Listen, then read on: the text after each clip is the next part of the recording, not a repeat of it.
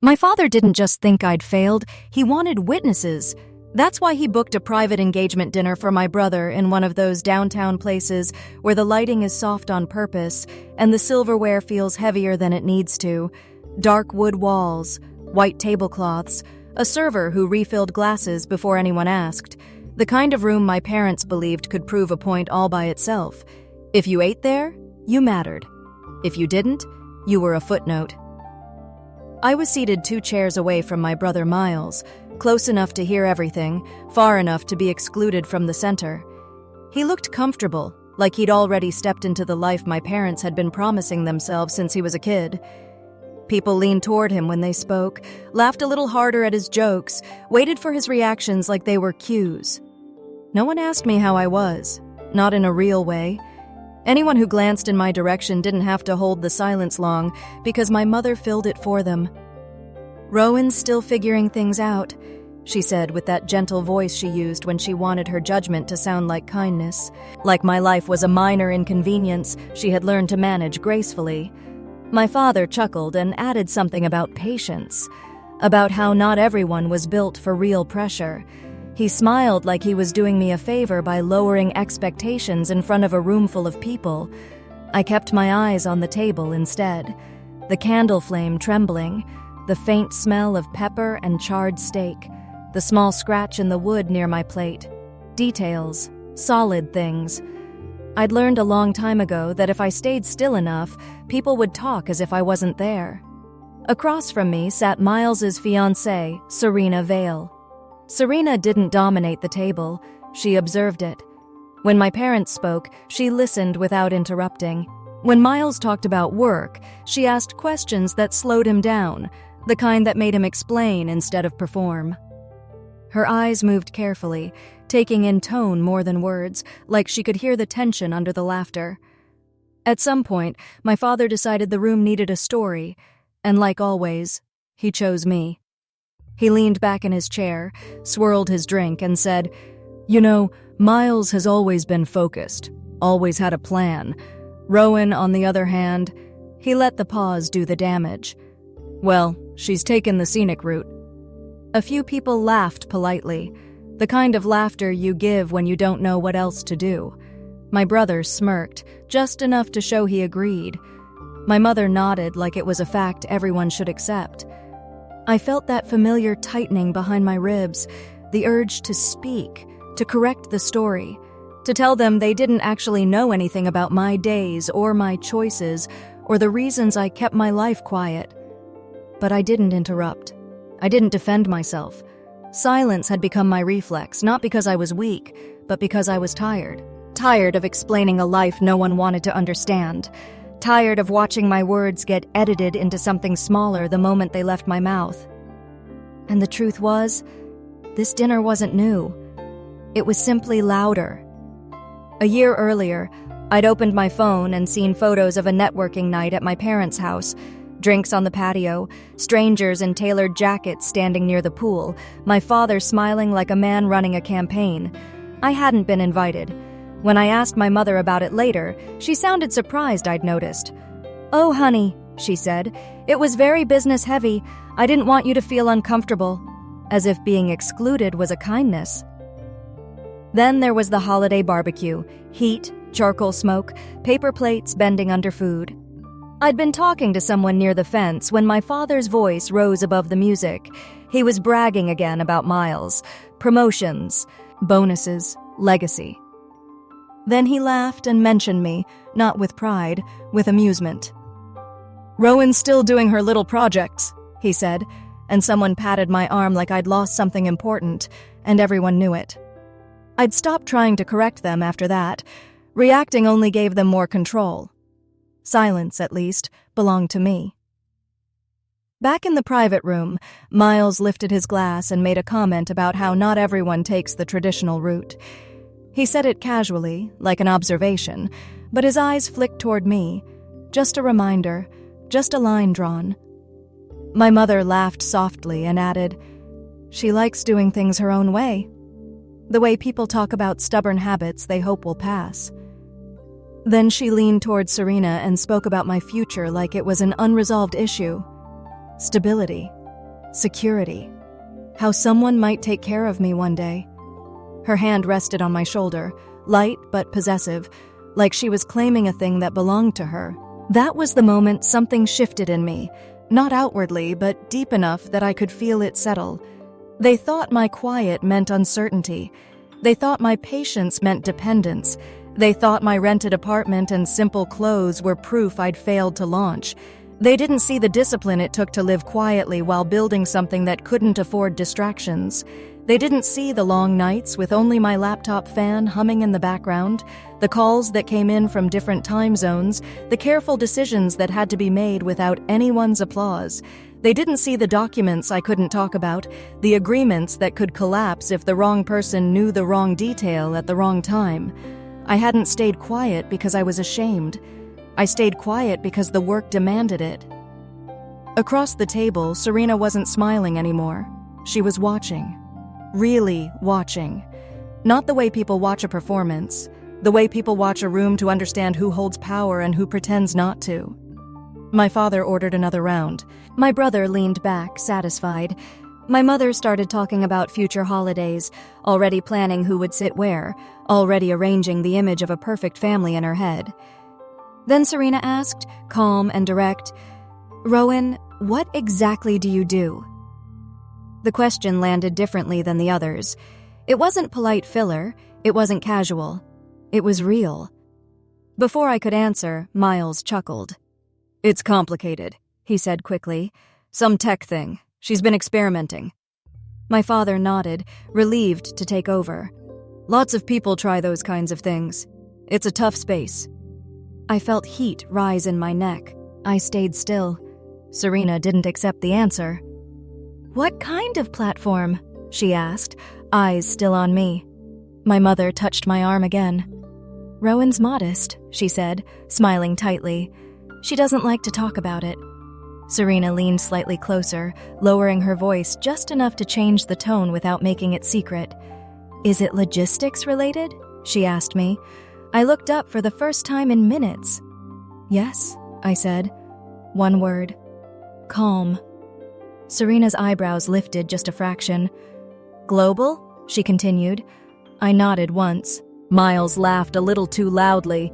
"See, this is what I mean, very vague." Serena ignored him, her attention sharpened, professional now, like she'd moved from social mode into work mode without warning. "Supply chain optimization," she said, not as a question. My pulse slowed. "Yes." The table went quiet, and it wasn't the comfortable kind.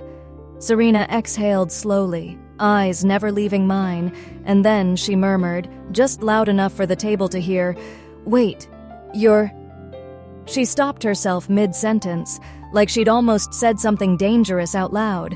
The effect was immediate. Conversation died. Glasses paused halfway to mouths.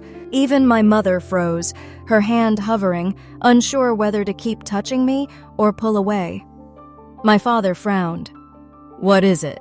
he asked, irritation creeping in, as if Serena had disrupted the script. Serena straightened in her chair.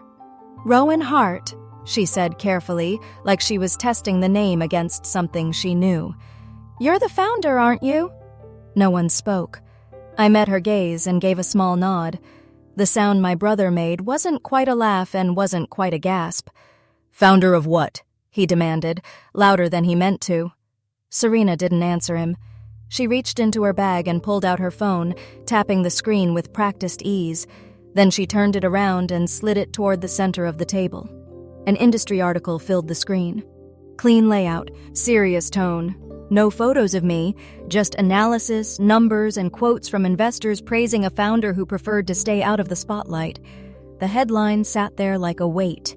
Serena's voice was even, controlled. "This is one of the most closely watched platforms in the sector right now," she said. "Quiet launch, strong early traction, international reach." My father leaned forward, squinting. My mother's smile vanished completely, as if it had been wiped off. "We've been trying to get a meeting for months," Serena continued, and her eyes flicked to Miles for the first time, like a blade turning in a slow hand. "No press, no interviews, just results." My brother shook his head. "That's not," he started, and stopped when he realized no one was listening. Serena looked at him fully now. "You told me you wanted me to meet visionaries," she said. Her voice wasn't sharp. It was worse. It was calm. "I didn't expect one to be sitting across from me while your family made her the joke." My mother's hand slid off my shoulder like it had burned her. The room stayed frozen. Outside the private room, the restaurant's noise carried on, glasses clinking, laughter, plates moving.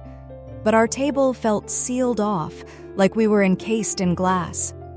My father finally found his voice. "Why didn't you tell us?"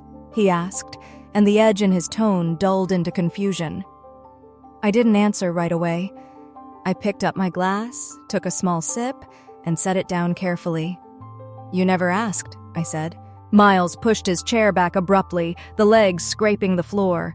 "This is ridiculous," he snapped. "If this was true, we would have known." Serena's eyes flicked back to her phone. "The whole point was that you didn't," she said. Something in Miles's expression cracked. Not anger, fear. The kind of fear that shows up when a person realizes the world sees them differently than they thought it did. People were staring now, not overtly, but enough. A server slowed as he passed, sensing the tension. A man at a nearby table glanced over and then looked away quickly.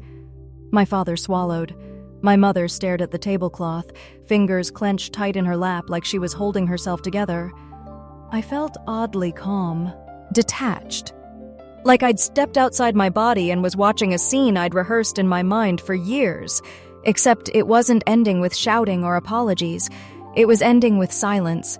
Heavy, uncomfortable silence. And that silence felt like justice. I didn't hide it to prove anything, I said quietly. I hid it because I didn't need approval, and because I couldn't afford attention from people who only understand success when it looks like theirs. My father's face tightened.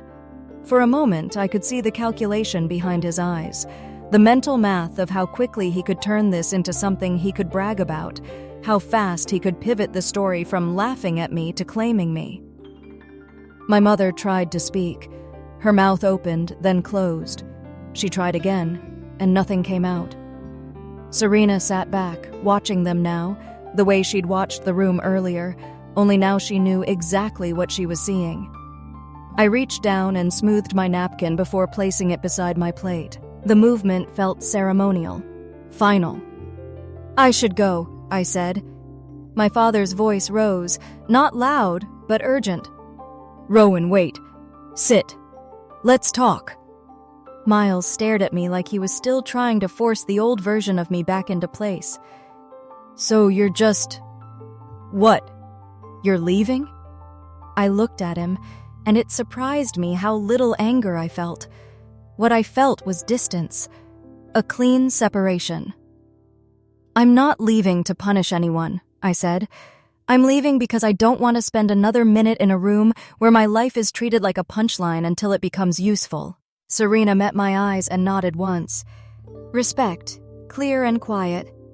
"It was nice to meet you," I said to her. "It was nice to finally meet you," she replied, and there was something sincere in it, something that made my throat tighten just a little.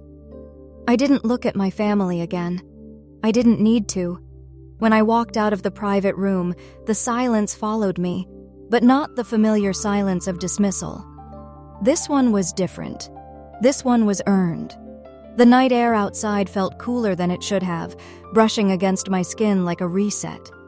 I walked a block before stopping, letting the noise of the restaurant fade behind me. My phone buzzed once in my hand. I didn't look at it. For years, I'd imagined this moment ending with dramatic lines and perfect timing. Instead, it ended with something heavier. Nothing. No apology chasing me down the sidewalk, no father calling my name, no mother begging me to come back, just the quiet. In the days that followed, the quiet held. No family group messages, no carefully worded texts pretending nothing happened. When my mother finally called, her voice was unsteady. She asked questions that sounded more like attempts to regain footing than genuine curiosity. "How long has this been going on?" she asked. "What exactly is it you do?" she asked, as if she could finally hear it now that it came with headlines and investor quotes. I answered politely, briefly, like she was a stranger asking about the weather.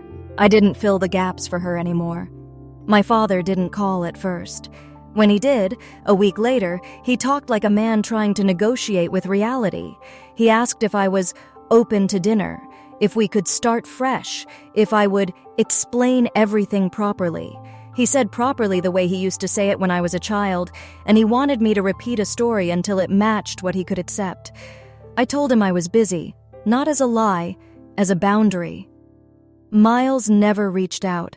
I heard through a cousin that the engagement dinner had become awkward in retellings, the story edited to protect pride.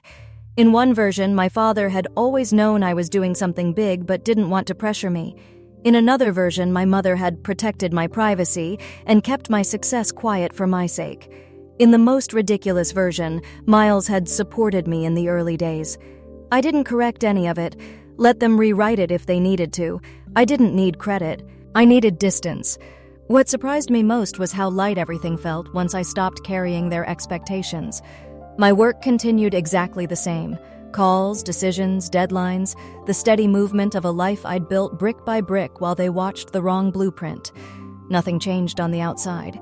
What changed was the quiet inside me, the constant bracing, the reflex to prove myself to people who had already decided who I was. I realized then that resolution doesn't always look like reconciliation. Sometimes it looks like clarity, like knowing where you end and where other people's opinions begin. That night didn't make me successful. I already was. It just revealed the truth. They weren't laughing because I was a failure. They were laughing because they needed me to be. And once they couldn't hold that version of me anymore, the only thing left in the room was silence. For the first time in my life, I didn't interpret that silence as rejection. I interpreted it as freedom.